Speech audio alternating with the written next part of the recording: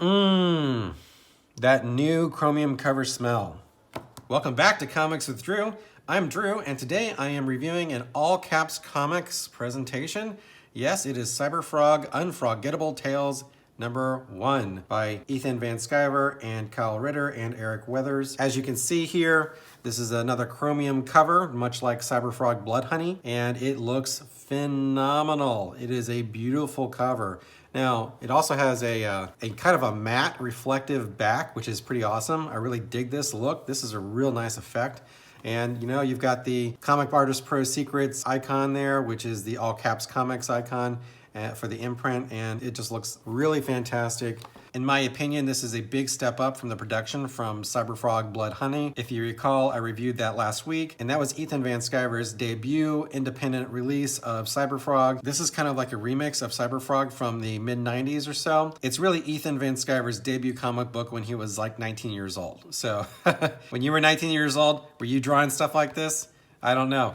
When I was 19 years old, I wasn't drawing stuff like this, that's for sure. It's funny because he actually references how he was influenced by a lot of the Image guys and the Marvel guys, and he calls out like Rob Liefeld. And let me tell you what, after reading this book, I will tell you that Ethan Van Sciver at 19 was one heck of an artist, and he was way better than Rob Liefeld at the time. I mean, at least Ethan can actually draw feet, right? Let's get into it. Cyberfrog Unfrogettable Tales, created, written, and illustrated by Ethan Van Sciver, colors by Kyle Ritter, lettered by Eric Weathers.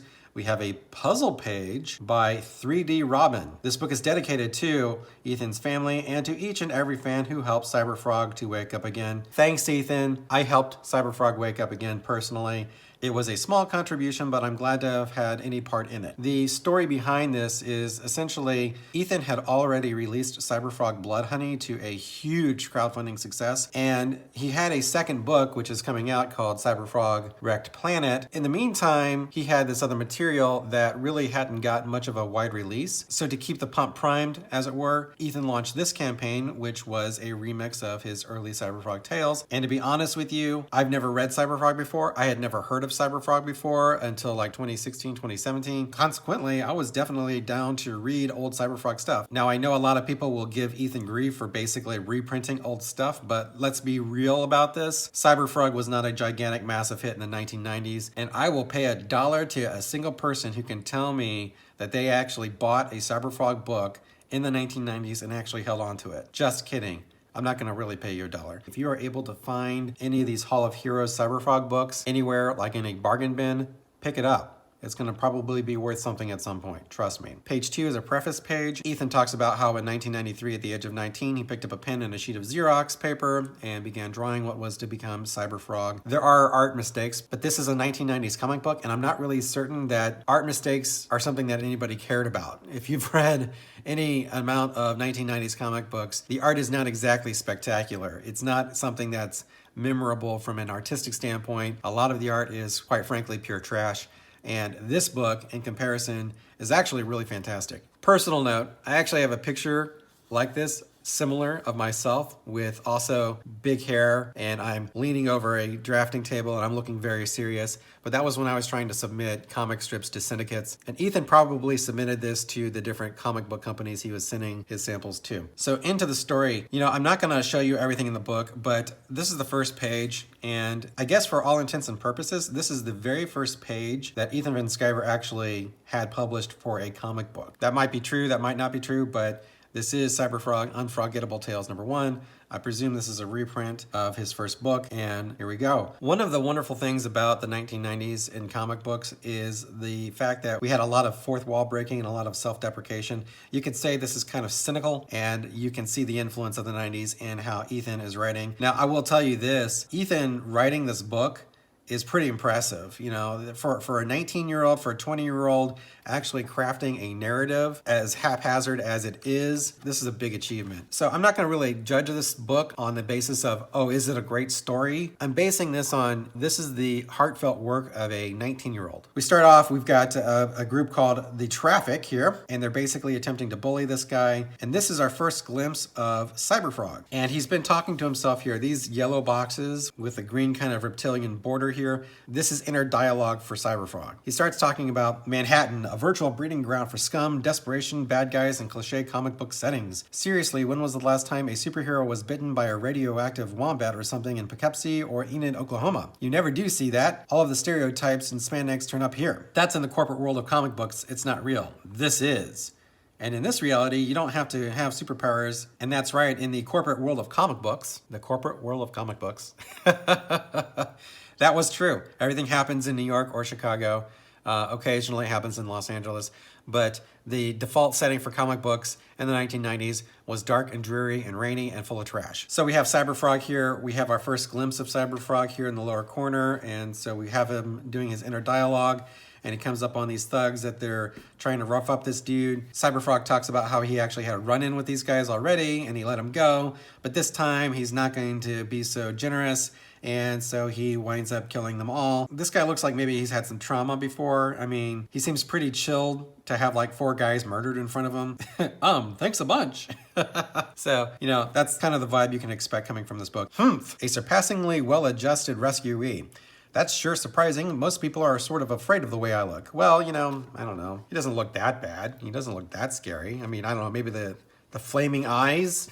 That's kind of weird. That might be frightening. One of the things I really want to point out here is look at this art. Van Sciver is known for his detail, and this is his debut book here. So when you're putting out your first work, you are going to bring the stuff. And Ethan brings the stuff here. I mean, look at this detail. I mean, this is insane. You didn't see this kind of detail very often in comics in the 90s. In fact, you don't see this kind of detail very often even today. And still Ethan does it. He's still rocking that pin hard. I think I've heard him say he makes Copic markers scream, and I believe it. And he was always doing that from the get-go here. You can see the reflection of the skyline as Cyberfrog is leaping through the rain. It's really fantastic art. So Cyberfrog makes it back to his apartment. Then we cut to the subplot in question, and this is where we introduce the villain of the piece. The villain of the piece is Deathfly, and he's a dude who uses some kind of amulet, and the amulet turns him into a different form, in this case a gigantic bug or fly. And one thing that does disappoint me about this is that we see Cyberfrog talking about killing these guys, but we don't see him in action. We see the aftermath of what he's done, and then we have our first full body shot of him here. And that's fine, but you know, this isn't the way you introduce a character. This is how you introduce a character. Yeah. This is Deathfly here, and he's after some delectable morsels, as you can tell. It's a 2-page spread. When you are introducing a new character, he is a villain or a primary antagonist or a primary protagonist, you want something that really just showcases the character, because it's your first impression. You can see how Ethan even progresses in this book. We have an introduction of Cyberfrog, then we have a better introduction of Deathfly. Just the contrast here is really cool. So after we have the introduction of Deathfly, we've got our introduction of Cyberfrog. We join Deathfly now on the hunt, and he's out there flying around looking for somebody to eat. He comes across these 2 people, and well, if there's anyone that's gonna die, it's gonna be someone who likes Pearl Jam and wears lip liner. Let me tell you what, in the 1990s, apparently Van Sciver was not a fan of Pearl Jam, and he was not a fan of lip liner. And this is how you get eaten in a book that he draws. And with that, it's also easy. No witnesses, no human fingerprints, no one can suspect me, and even if they did, no one can stop me. No one! This is really classic 90s Marvel writing. Actually, it's classic Marvel writing in general, period, where you have the narration and then the villain saying, oh, look, I've created the perfect crime. No one can get me. I figured this all out. I mean, I really enjoy this kind of writing. Say what you will, but there's something to be said for characters that enjoy themselves. Part of what makes it fun reading comics is when you can tell a character is really excited about what he's doing, and he really enjoys what he's doing, and he's really enjoying themselves. And that's actually the mark, I think, of a great character. Another great detail I love. People will say, oh, maybe this art is kind of conventional, or maybe this layout's kind of conventional, and I'm sure Ethan actually would criticize it himself. But look at this. Cyberfrog's reflection in his own thumb. That's just awesome. Also, this is the way Snapple bottles used to look like back in the 90s, even with that cap. I'm sure he actually got one and drew it. But you know, I just love this panel. So Cyberfrog leaves the defiled 7-Eleven with his prize, unaware of the eyes that watch him go. And Benjamin Riley is hungry again. I'm not sure why Benjamin Riley is mad about Cyberfrog here. There's not really a narrative reason for Deathfly or Ben Riley here to be upset at Cyberfrog. It's not like he was the one that was robbing the 7-Eleven, but you know what? It's 1990s comic books. Things don't make sense. And we have a bonus page here, as indicated by the word bonus. All Caps Comics presents, for the first time anywhere, 4 lost pages from the Hall of Heroes era of Cyberfrog. Enjoy. And we have the cops investigating the aftermath of the 7-Eleven incident. We have Cyberfrog cracking wise about some 90s jokes, some 90s references. And you can see here, note the editors of this comic do not advocate the use of alcohol unless, of course, you are married to Janet Reno. Even early on, we could tell that Ethan was right of center. The last several pages are actually pretty interesting, and the reason why is because we have a Cyberfrog Blood Honey full-page ad, and Ethan states that you can get limited copies of the sensational return of Cyberfrog, and you can get them from his eBay account here. You can also subscribe to Comic Artist Pro Secrets YouTube. So pro tip, if you are developing your own comic book and your own project and doing crowdfunding, do something like this. And then you can see another ad for Cyberfrog warts and all. I don't think you can back this presently anymore, but Ethan has ordered a bunch of extra ones, so you can actually purchase these for a pretty reasonable price at his eBay store as well. And then we have a really nice puzzle page, and it's really cool for kids. I'm not sure that this is a book for kids because it's got some pretty scary imagery, but you do have a puzzle page here. And maybe I would have probably done something other than just black here. But that's Cyberfrog Unforgettable Tales #1. I'll give the story of Cyberfrog Unforgettable Tales #1 a 6 to 7. It's kind of disjointed, but you know, for a 19 to 20-year-old's first effort, it's actually pretty dang good. And the art, of course, is a 10. The art is phenomenal, even for 1990s standards. It's just really good art. It's got great facial expressions. We've got a ton of detail. We have a lot of trademarks of Van Sciver art throughout the years. And the coloring is just, I mean, Kyle Ritter is a master. You know, his coloring is phenomenal. I mean, look at this moon here. This is just phenomenal stuff. All the chrome detail here, all the different haze, and you know, I mean, Kyle Ritter really is a master at evoking a mood and an atmosphere. And he does a really good job. Look at the staining on the couch. I mean, this is just phenomenal color work. Kyle is still the best as far as crowdfunding comics I've seen. He does work that rivals any kind of stuff that you'll find in Marvel or DC right now. Unfortunately, we have some lettering issues. Again, this is a running problem with crowdfunded books and Comicsgate books that I've been seeing, is we have letterers who make mistakes that really should not be made. We have misspelled words. We have my personal pet peeve, the capitalized I with serifs in the middle of a word. We have a couple examples of this. Right here on page 19, panel 8, I've got a gut feeling on of them's a kid. Well, that should be one of them's a kid. Here on the bonus page, we have C, Toja, you should have read the last issue. You should have read the last issue. I don't, you know, I mean, I know this is a kind of a remaster of this book, and I don't really know necessarily if this is a remaster that's on purpose where we're leaving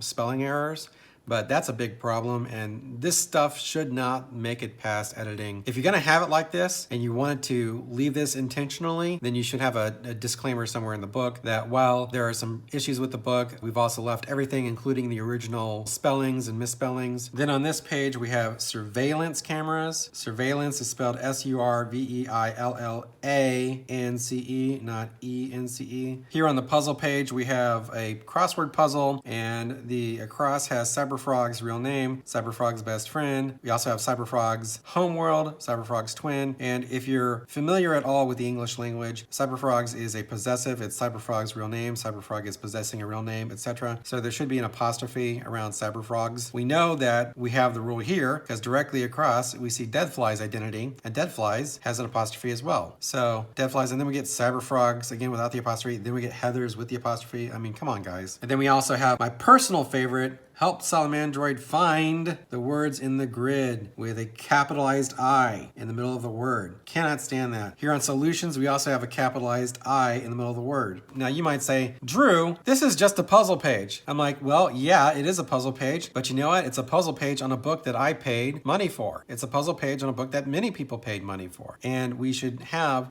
better quality control with our lettering, okay? It's a real shame when you have a book that looks like this with all of the work and the craftsmanship that goes into the penciling and the inking and the coloring and the printing and making sure that we have the correct stock that we're choosing and we have the correct layout. We should get the lettering down, guys. The lettering and the spelling should be on point. So that's really disappointing. You know, it doesn't really detract from the overall package, I think, from the book. I think a lot of people aren't even necessarily going to notice it, but I notice it, you know, and since I'm in the process of doing my own kind of work myself, there's no way I'm going to let something like that people are actually paying for go out. So, you know, I know Eric is a great guy, but this is stuff that I think that he should improve on. And hopefully with his projects that are coming out, it gets addressed. And hopefully future projects from Ethan also have spelling and lettering on point. There's really just not an excuse for it at this point. So that's Cyberfrog, Unforgettable Tales, #1, a presentation of all caps comics. And you can still purchase this on Ethan's eBay store. Highly recommend that you pick it up. It's a great deal. You get not just this book, but you also get #2